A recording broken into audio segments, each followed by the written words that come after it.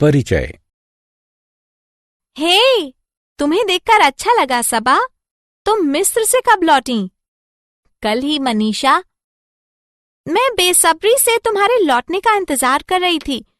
मुझे मिस्र के सभी पिरामिडों के बारे में बताओ ना सबा।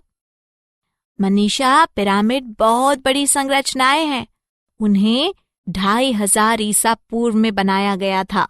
मेरे पास तुम्हारे लिए ये तस्वीर है। वाह, ये बहुत खूबसूरत है। इससे पता चलता है कि मिस्र के निवासी 2500 ईसा पूर्व के आसपास महान वास्तुकार तथा प्रसिद्ध भवन निर्माता थे। ये सच है मनीषा। एक और बात है, क्या ये तुम्हें त्रिविमीय आकारों का स्मरण नहीं कराते? ठीक उसी नाम से जिसका हमने गणित में अध्ययन किया था। तुम ठीक कह रही हो सबा। अब हम पिरामिड की विशेषताओं को कभी नहीं भूलेंगे। उद्देश्य। इस पाठ के अंत में आप निम्न करने में सक्षम हो जाएंगे: रेखाखंडों की लंबाई की तुलना करना, समकोण, ऋजुकोण, संपूर्ण कोण, न्यून कोण, अधिक कोण तथा प्रतिवर्ती कोणों की पहचान करना, कोणों को मापना, कोणों और भुजाओं के आधार पर त्रिभुजों का वर्गीकरण करना, चतुर्भुजों को श्रेणीबद्ध करना, बहुभुजों का नामकरण करना और त्रिविमीय यानी 3D आकारों को पहचानना। रेखाखंडों की तुलना।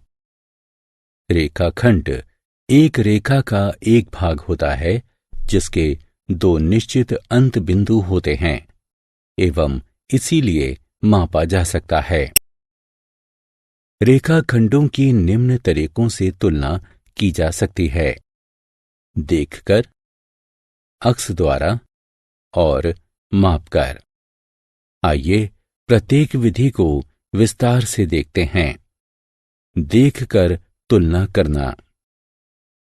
दो रेखाखंडों PQ तथा RS को देखिए। दो रेखाखंडों में से कौन सा सबसे छोटा है? दोनों रेखाखंडों को देखिए। ये देखने से ही स्पष्ट है कि PQ RS से छोटा है। अक्स द्वारा तुलना करना।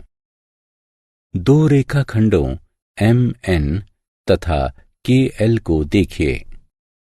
दो रेखाखंडों में से कौन सा सबसे बड़ा है? देखने से ये स्पष्ट नहीं होता है कि कौन सा सबसे बड़ा है। अतः अक्स कागज यानी ट्रेसिंग पेपर पर KL का अक्स खींचिए। इसे MN पर रखिए। अब ट्रेसिंग पेपर खींचे गए KL से MN का मिलान करने पर यह स्पष्ट है कि KL MN से छोटा है। इस प्रकार MN सबसे बड़ा रेखाखंड है। माप कर तुलना करना। दो रेखाखंडों AB तथा CD को देखिए। दो रेखाखंडों में से कौन सा सबसे लंबा है? आइए एक फुट्टे यानी रूलर की सहायता से दो रेखाखंडों को मापते हैं एवं कौन सा सबसे लंबा है इसका भी फैसला करते हैं। आइए रेखाखंडों को मापने के लिए सेंटीमीटर वाले भाग का प्रयोग करते हैं। रूलर को AB के नीचे इस तरह रखिए कि रूलर का एक हिस्सा ठीक A के नीचे हो। AB की लंबाई को चिन्हित कीजिए। ये 5 सेंटीमीटर है। CD के लिए इसी प्रक्रिया की पुनरावृत्ति कीजिए। CD की लंबाई 3 सेंटीमीटर है। अतः AB सबसे लंबा है। माप गलत भी हो सकती है यदि रूलर को सही नहीं रखा गया हो अथवा व्यक्ति गलत कोण से माप ले रहा हो। डिवाइडर का प्रयोग करना मापन का एक बेहतर तरीका है। डिवाइडर को ए बी पर इस तरह रखिए कि डिवाइडर की एक भुजा अंत बिंदु ए पर हो तथा दूसरी भुजा का अंत बिंदु बी पर हो। अब ए बी को मापिए। डिवाइडर को रूलर पर रखिए। ए बी की लंबाई को 5 सेंटीमीटर के रूप में लिखिए। अब इसी तरीके से सी डी को मापिए। सी डी की लंबाई को 3 सेंटीमीटर के रूप में लिखिए। अतः ए बी सबसे लंबा है। समकोण, ऋजु कोण एवं संपूर्ण कोण। एक रिहायशी इलाके में 4 क्षेत्र ए, बी, सी और डी हैं। 4 क्षेत्र इस तरह स्थित हैं। राजीव क्षेत्र ए में रहता है और फिटनेस का दीवाना है। प्रतिदिन सुबह वो आवासीय परिसर और उसके आसपास जॉगिंग करता है। आइए अब हम उसके द्वारा उपयोग किए जाने वाले 2 मार्गों को देखते हैं। जॉगिंग करते हुए राजीव 3 भिन्न कोण बनाता है। वे हैं समकोण, ऋजु कोण और संपूर्ण कोण। आइए प्रत्येक कोण को अब विस्तार से देखते हैं। समकोण। आइए प्रथम मार्ग को देखते हैं जिस पर राजीव जॉगिंग करता है। वह क्षेत्र ए से क्षेत्र सी तक जॉगिंग करता है और बाईं ओर मुड़ता है। फिर क्षेत्र डी तक जॉगिंग करता है। तत्पश्चात पुनः बाईं ओर मुड़ जाता है। फिर क्षेत्र बी तक जॉगिंग करता है और एक बार पुनः बाईं ओर मुड़ जाता है एवं फिर क्षेत्र ए की ओर वापस जॉगिंग करता है। हर बार राजीव बाईं ओर मुड़ता है। वो 90 डिग्री का समकोण बनाता है। इस प्रकार एक पूरे चक्कर में वो 4 समकोण बनाता है। ऋजु कोण। आइए द्वितीय मार्ग को देखते हैं जिस पर राजीव जॉगिंग करता है। वह क्षेत्र ए से क्षेत्र सी तक जॉगिंग करता है और बाईं ओर मुड़ता है। फिर क्षेत्र डी तक जॉगिंग करता है। तत्पश्चात पुनः बाईं ओर मुड़ जाता है और क्षेत्र बी की ओर आधे रास्ते तक जॉगिंग करता है। एक बार पुनः बाईं ओर मुड़ जाता है। फिर क्षेत्र ए तक जॉगिंग करता है। जब राजीव क्षेत्र ए से क्षेत्र सी तक जॉगिंग करता है तो वो 2 समकोणों को कवर करता है। दूसरे शब्दों में वो 180 डिग्री का ऋजु कोण कवर करता है। इस जॉगिंग मार्ग में राजीव एक और ऋजु कोण कवर करता है।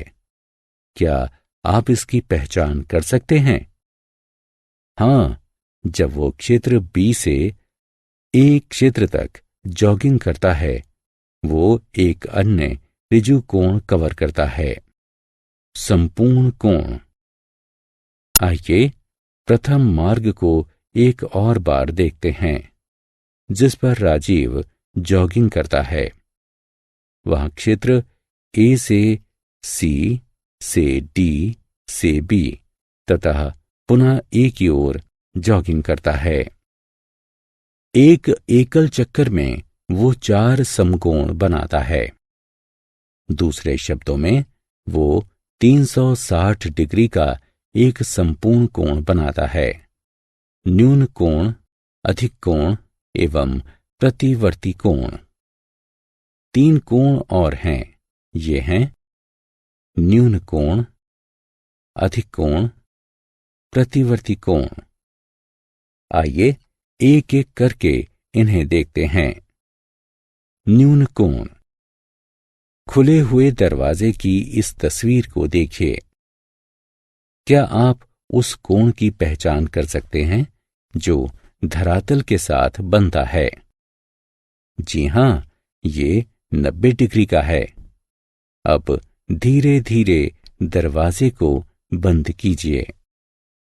क्या आप उस कोण की पहचान कर सकते हैं जो अब धरातल के साथ बनता है? आप सही हैं, ये 90 डिग्री से कम है। 90 डिग्री की माप से कम का कोण न्यून कोण कहलाता है। अधिक कोण। आइए उन पुनः खुले हुए दरवाजे की तस्वीर पर चलते हैं। आपको क्या लगता है कि क्या होगा यदि आप दरवाजे को दाईं तरफ धकेलते हैं? जी हां, कोण की माप 90 डिग्री से अधिक हो जाएगी। 90 डिग्री की माप से अधिक माप का कोण अधिक कोण कहलाता है। प्रतिवर्ती कोण। इस केक को देखिए। इसके 1/4 को काटा गया है। एक पूरा केक 360 डिग्री का एक संपूर्ण कोण बनाता है। केक का काटा गया 1/4 हिस्सा 90 डिग्री का कोण बनाता है। बचा हुआ केक 270 डिग्री का कोण बनाता है। 180 से अधिक माप का कोण प्रतिवर्ती कोण कहलाता है। कोणों की माप। आइए अब एक चांदा की सहायता से कोणों को मापते हैं। चांदा एक 0 से 180 तक के चिन्हों वाला एक अर्धवृत्तीय ज्यामितीय उपकरण है। ये चिन्ह डिग्री को दर्शाते हैं। बाहरी चिन्ह एक कोण को मापने के लिए प्रयोग किए जाते हैं, जिसके शीर्ष बाईं ओर बने होते हैं। भीतरी चिन्ह एक कोण को मापने के लिए प्रयोग किए जाते हैं, जिसके शीर्ष दाईं ओर बने होते हैं। चांदे की सहायता से कोण AOB को मापिए। चांदे को किरण OB पर रखिए। ये सुनिश्चित कीजिए कि चांदे के तल पर क्षैतिज रेखा OB से मेल खाती है और इसके मध्य बिंदु शीर्ष बिंदु O पर हैं। भीतरी चिन्हों की जांच कीजिए जो किरण OA से मेल खाते हैं।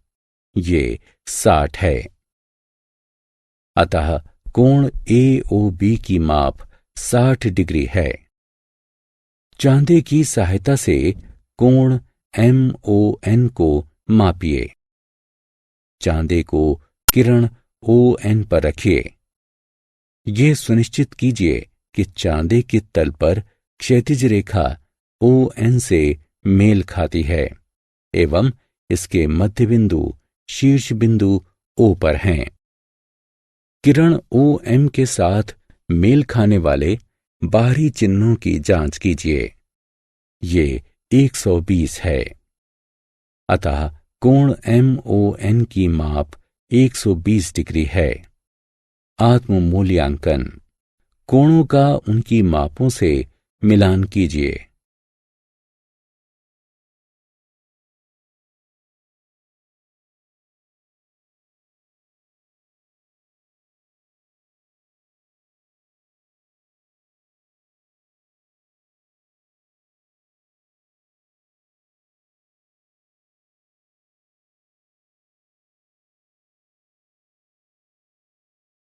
त्रिभुजों का वर्गीकरण। एक त्रिभुज 3 भुजाओं वाली एक बंद आकृति होती है। निम्नलिखित के आधार पर हम त्रिभुज का वर्गीकरण कर सकते हैं। भुजाएं और कोण। आइए एक एक करके इन्हें देखते हैं। भुजाओं के आधार पर वर्गीकरण। त्रिभुजों को उनकी भुजाओं के आधार पर निम्नलिखित वर्गों में वर्गीकृत किया जा सकता है। समबाहु त्रिभुज, समद्विबाहु त्रिभुज और विषमबाहु त्रिभुज। त्रिभुज जिसकी तीनों भुजाएं बराबर हों समबाहु त्रिभुज कहलाता है। समबाहु त्रिभुज के सभी कोणों की मापें भी बराबर होती हैं। त्रिभुज जिसकी दो भुजाएं बराबर हों समद्विबाहु त्रिभुज कहलाता है। समद्विबाहु त्रिभुज की समान भुजाओं के सम्मुख कोण भी बराबर होते हैं। त्रिभुज जिसकी तीनों भुजाएं बराबर नहीं हों विषमबाहु त्रिभुज कहलाता है। विषमबाहु त्रिभुज के सभी कोण असमान होते हैं। कोणों के आधार पर वर्गीकरण। एक त्रिभुज के कोणों का योगफल 180 डिग्री होता है। त्रिभुजों को उनके कोणों के आधार पर निम्नलिखित वर्गों में वर्गीकृत किया जा सकता है। न्यून कोण त्रिभुज, समकोण त्रिभुज और अधिक कोण त्रिभुज।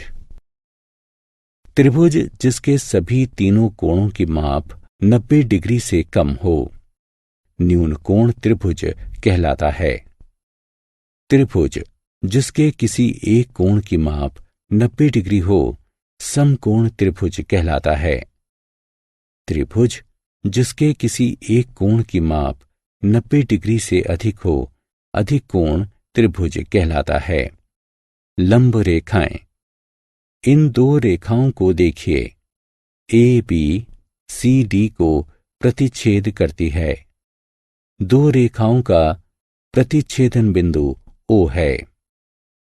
प्रतिच्छेदन बिंदु पर सभी 90 डिग्री के 4 कोण बनते हैं। अतः दो रेखाएं परस्पर लंबवत कहलाती हैं।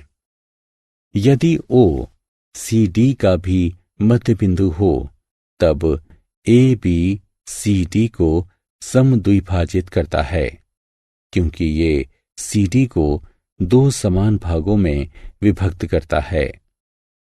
इस प्रकार की रेखा जो एक अन्य रेखा को समकोण पर प्रतिच्छेद करती है तथा उसे दो बराबर हिस्सों में विभक्त करती है, उस रेखा का लंब समद्विभाजक कहलाता है। चतुर्भुजों का वर्गीकरण। चतुर्भुज एक 4 भुजाओं वाला बहुभुज है। चतुर्भुजों को निम्न प्रकार से वर्गीकृत किया गया है। आयत, वर्ग, समानांतर चतुर्भुज, समचतुर्भुज, समलंब चतुर्भुज। आइए प्रत्येक के गुणों को जानते हैं। आयत। एक आयत एक चतुर्भुज होता है जिसकी सम्मुख भुजा बराबर तथा समानांतर होती हैं। चारों कोण बराबर होते हैं। प्रत्येक कोण की माप 90 डिग्री होती है। विकर्ण बराबर एवं परस्पर लंबवत होते हैं। वर्ग। एक वर्ग एक चतुर्भुज होता है जिसकी चारों भुजाएं बराबर होती हैं। सम्मुख भुजाएं समानांतर होती हैं। चारों कोण बराबर होते हैं। प्रत्येक कोण की माप 90 डिग्री की होती है। विकर्ण बराबर एवं परस्पर लंबवत होते हैं। समानांतर चतुर्भुज। एक समानांतर चतुर्भुज एक चतुर्भुज होता है जिसकी सम्मुख भुजाएं बराबर तथा समानांतर होती हैं। सम्मुख भुजाएं बराबर होती हैं। समचतुर्भुज। एक समचतुर्भुज एक चतुर्भुज होता है जिसकी चारों भुजाएं बराबर होती हैं। सम्मुख भुजाएं समानांतर होती हैं। सम्मुख कोण बराबर होते हैं। विकर्ण परस्पर लंबवत होते हैं। समलंब चतुर्भुज। एक समलंब चतुर्भुज एक चतुर्भुज होता है जिसकी सम्मुख भुजाएं समानांतर होती हैं। आत्म मूल्यांकन। आकृतियों को उनके सही विवरण पर उठाकर रखिए। बहुभुज।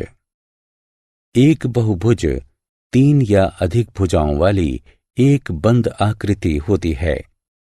यहां कुछ बहुभुज हैं।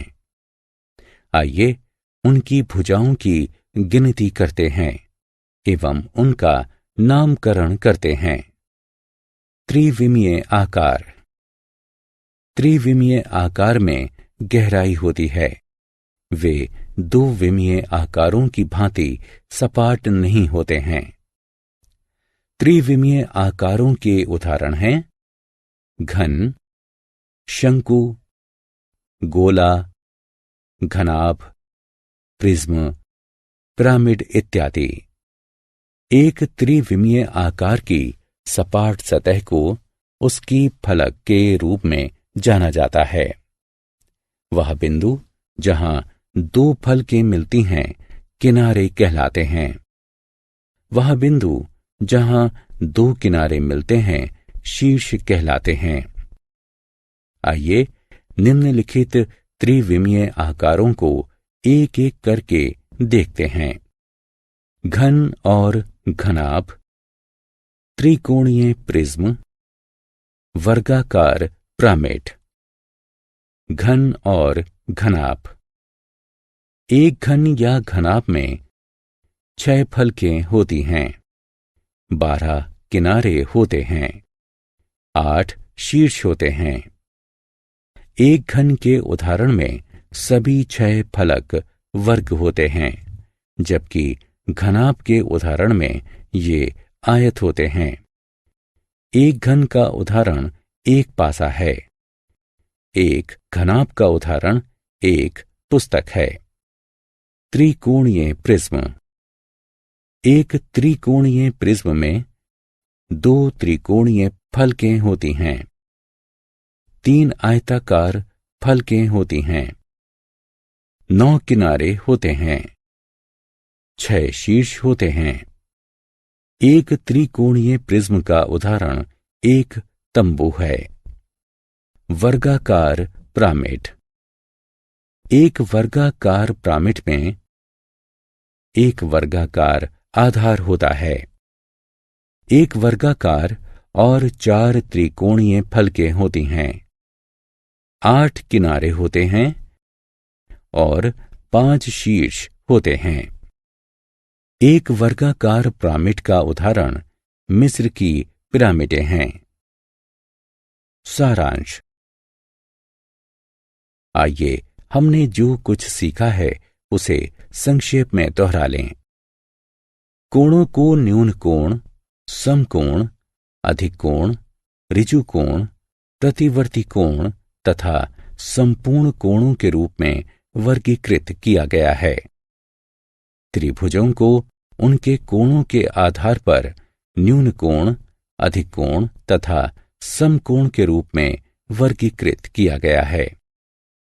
उन्हें उनकी भुजाओं के आधार पर समबाहु, समद्विबाहु और विषमबाहु त्रिभुजों के रूप में वर्गीकृत किया गया है। एक चतुर्भुज एक 4 भुजाओं वाला बहुभुज है। एक बहुभुज एक 3 या अधिक भुजाओं वाली एक बंद आकृति है। त्रिविमीय आकारों में गहराई होती है।